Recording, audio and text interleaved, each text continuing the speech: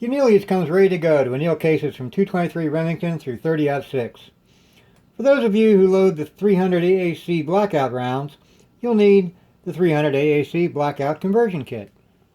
The kit comes with two new indexing wheels, which are much thinner than the standard wheels to accommodate the shorter length of the 300 AAC Blackout.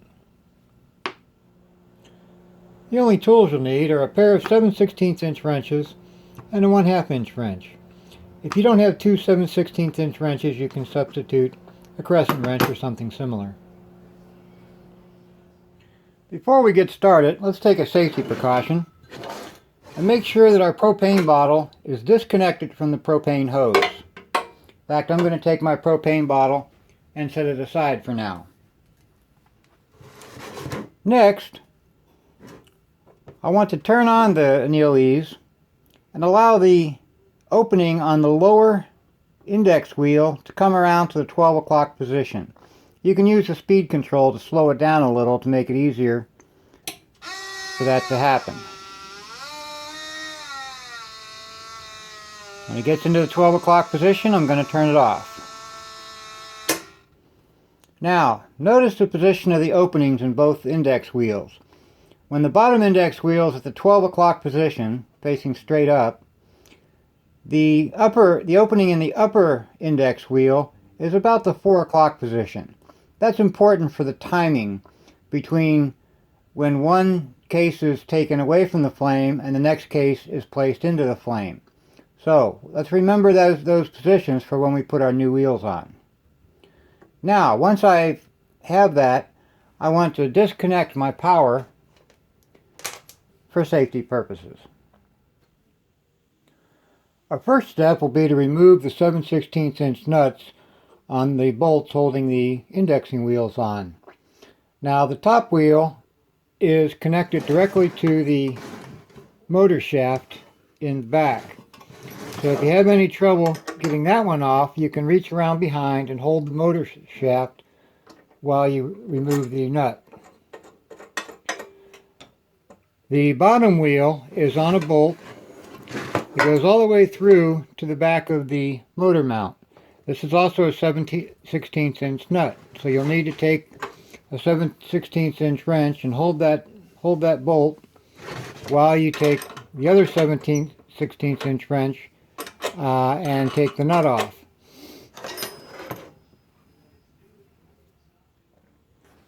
With the nuts removed, all we have to do is remove the index wheels from the bolts, and we'll put the new index wheels on. Remember, the wheel with the non-slip surface goes on the bottom.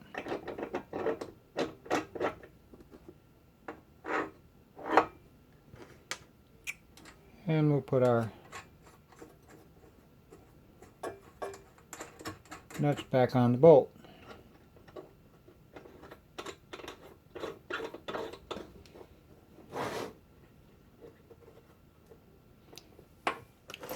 Before you tighten the bolts all the way, make sure that the orientation of the openings on the index wheels is the way you see it here, where the opening on the lower wheel is in the 12 o'clock position and the opening on the upper wheel is about the 4 o'clock position.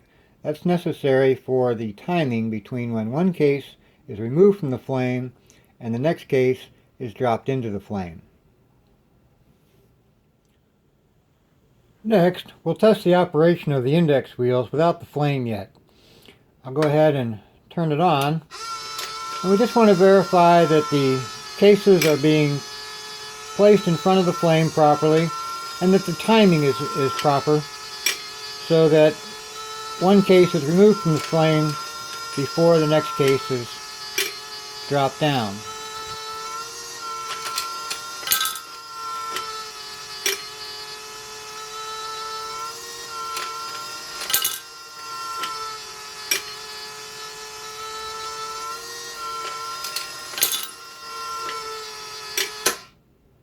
Good.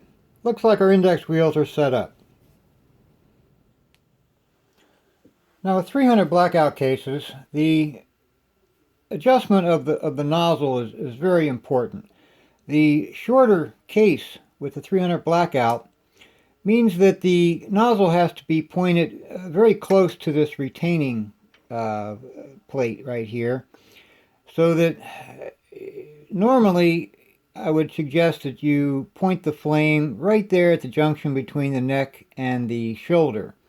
However, that point is right there, just barely clears the retaining plate.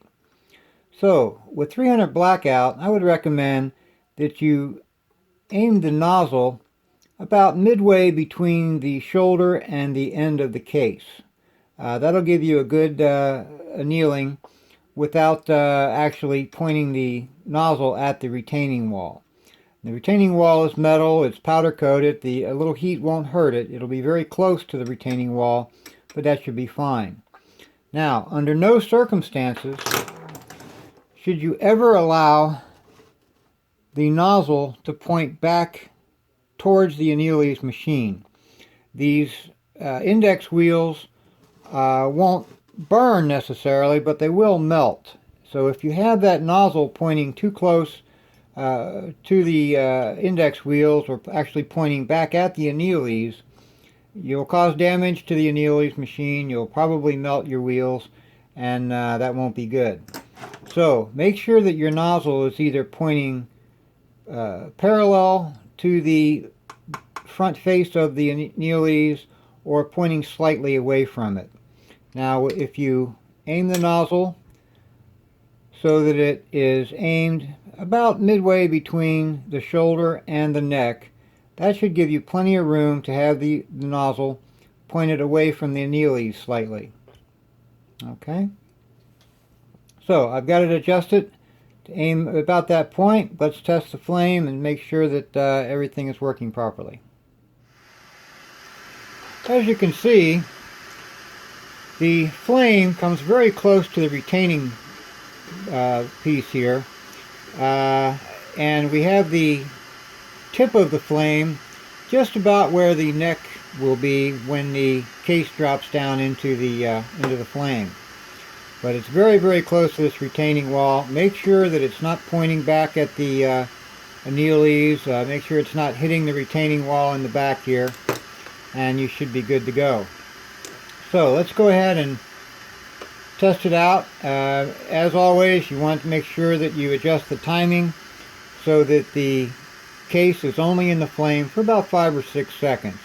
Use your own judgment. Examine the cases after you've annealed them to make sure that they're not being over annealed or under annealed. And as you can see, the flame is hitting the case about midway between the shoulder and the opening. I'll adjust my flame up just a little bit.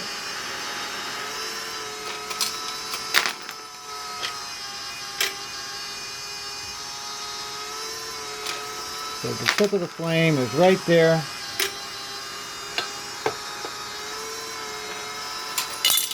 At the neck.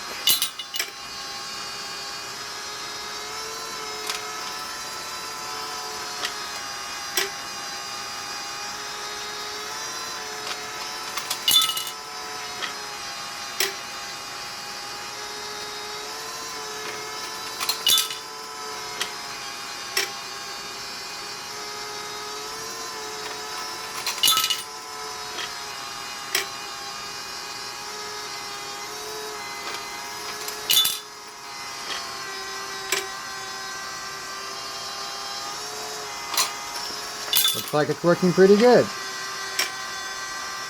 And that's all there is to installing the conversion kit for 300 AAC Blackout.